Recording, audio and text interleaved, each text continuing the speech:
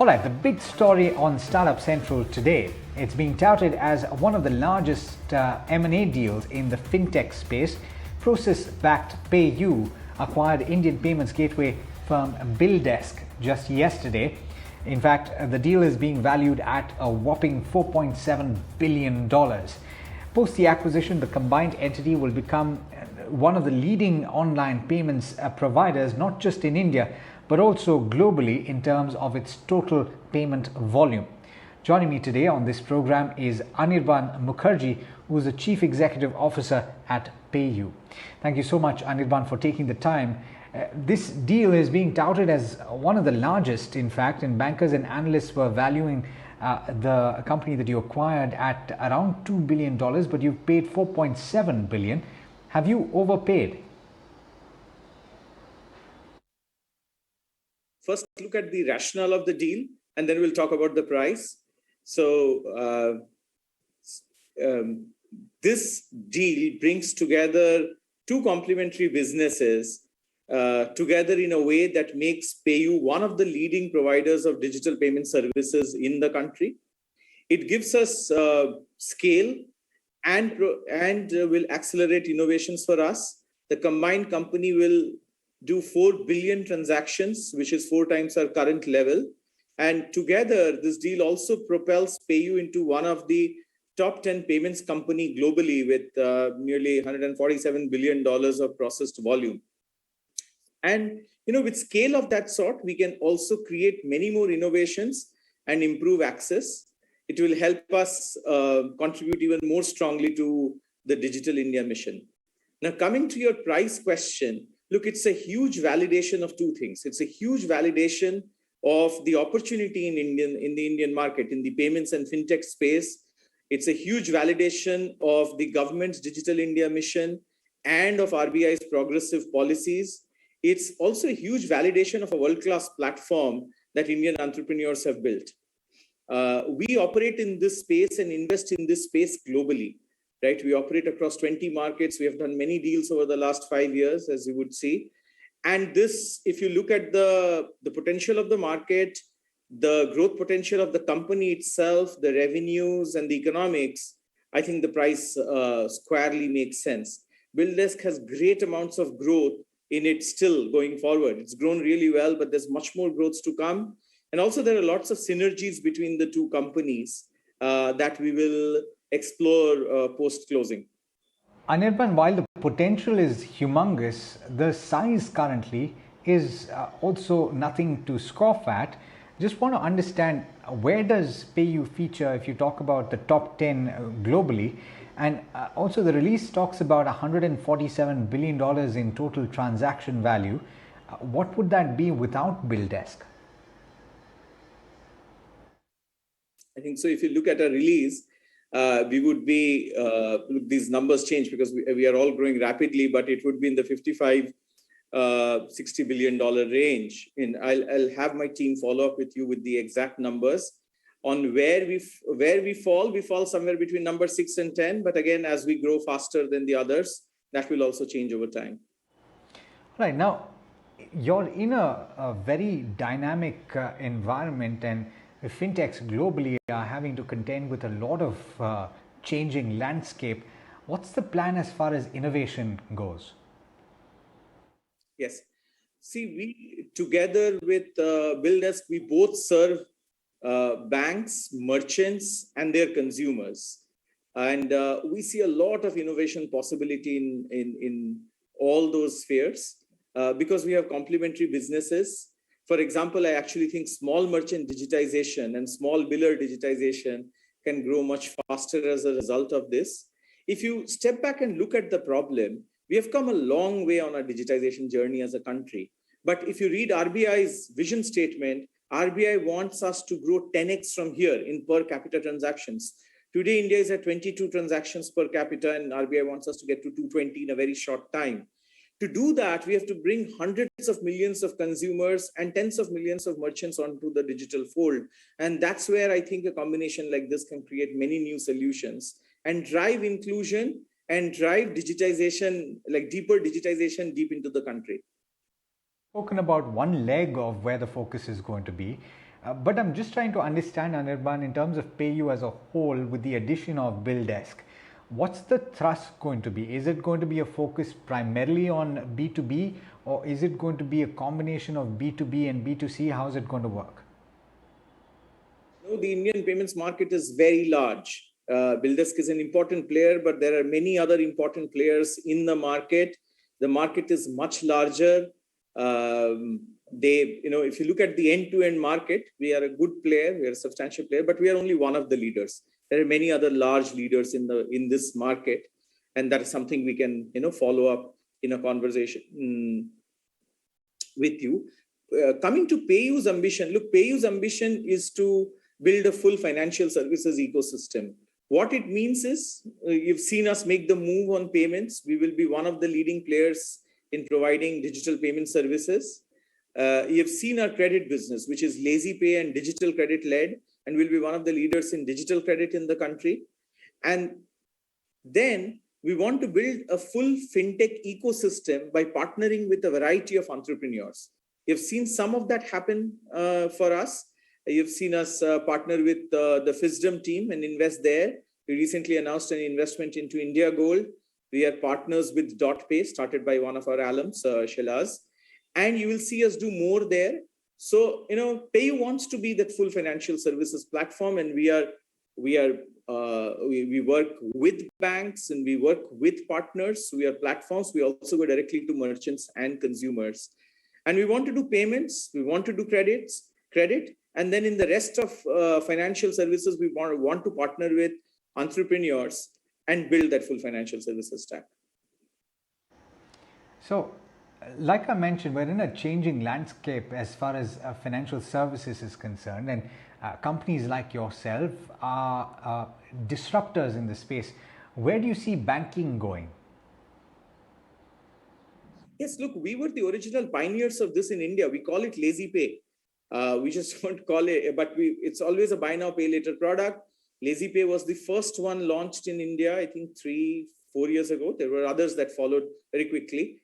But we've done that, and before we've just gone back to pre-COVID transaction levels, but we were doing 2 million. We are doing more than 2 million transactions a month on buy now, pay later, and we remain a large player on that.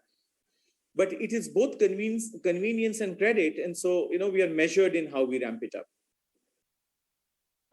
Already, you're seeing a change in attitude towards how people approach banking. Will we still have physical branches, do you think, about 10 years down the line, or do you think everybody is going to transact and communicate with their banks using their phone or maybe smart wearables? Banking, we have a great set of banks in the country today. And again, we have, there are many things that are available here and many things that are much more modern about our services and our infrastructure here compared to even the Western world. Right? And we should all feel very proud about that as Indians. But also, it's a very large problem that still needs to be solved. There are many opportunities in the banking space, especially as India continues to grow. And so I think all the models will prevail. Clearly, digital will become more and more important, but the banks themselves are also digitizing very fast. Fintechs like us will partner with banks and provide services. Fintechs like us and banks will also partner with the tech companies like the Googles and the Amazons of the world to bring new products and services to everyone. But we have to improve both access and reach, right? We have to build the right products for the right segments together as an industry. And we have to also provide, consumers will and merchants will access it through as many platforms as is possible. There are hundreds of millions of consumers and tens of millions of merchants who still have to get the right product for themselves. So it's a big journey for all of us. And I think all these models, the branch-led model, the phygital model of banks where they are digitizing fast, the fintech partnership model, and banks and fintechs working with consumer tech companies, all of this will coexist. All right, so you're essentially talking about a lot of collaboration taking place and essentially a blurring of the lines between banks and fintechs.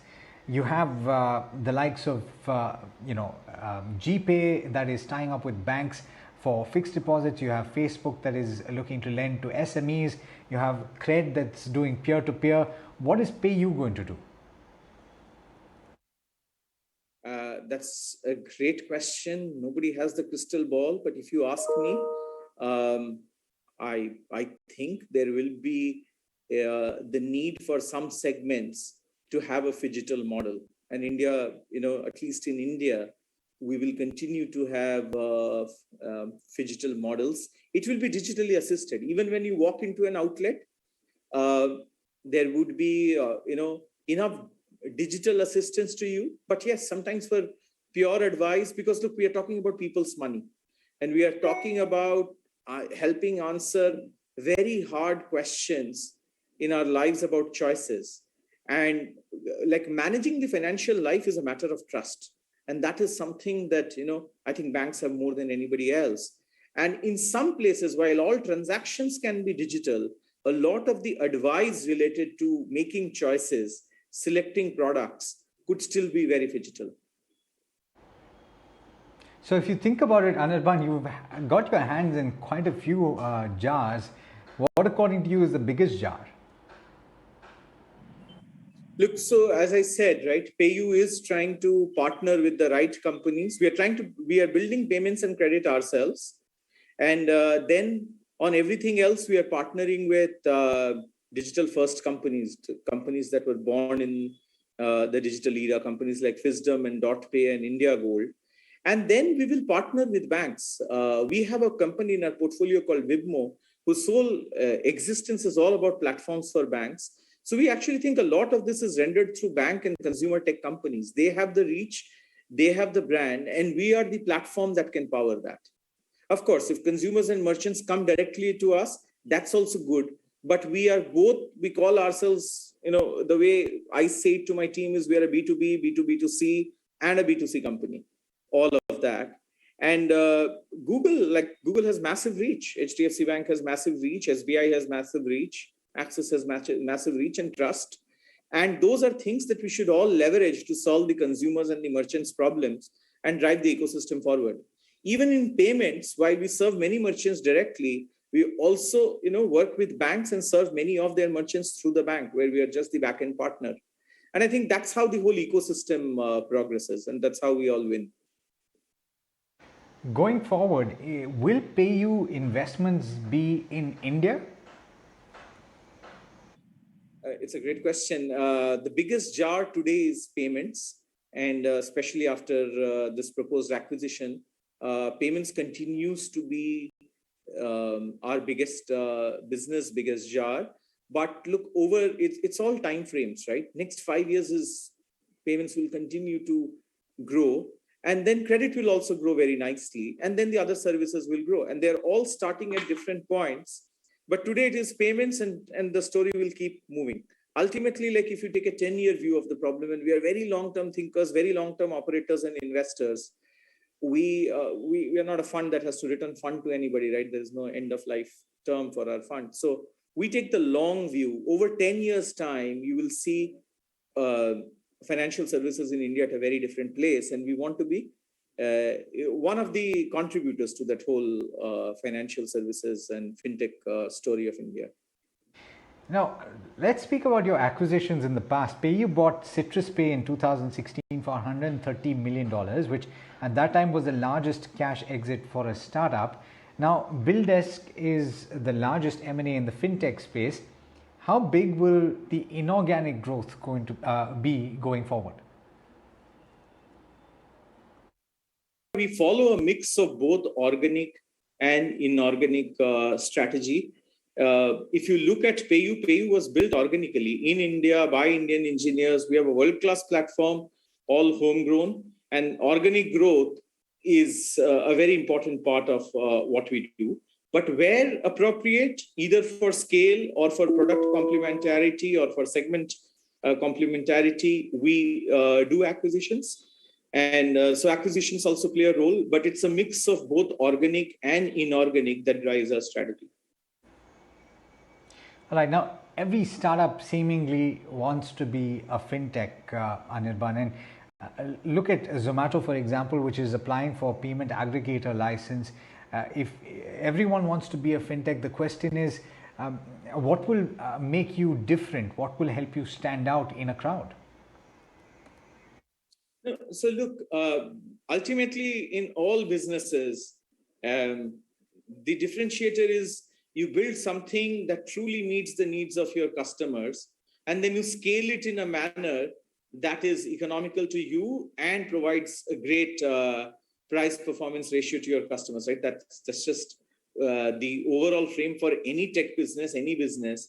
For fintech, look, I expect many such large platforms like Zomato you mentioned, they will do some of it on their own, some of it they will partner with other people. And I think contextual finance is something that is here to stay.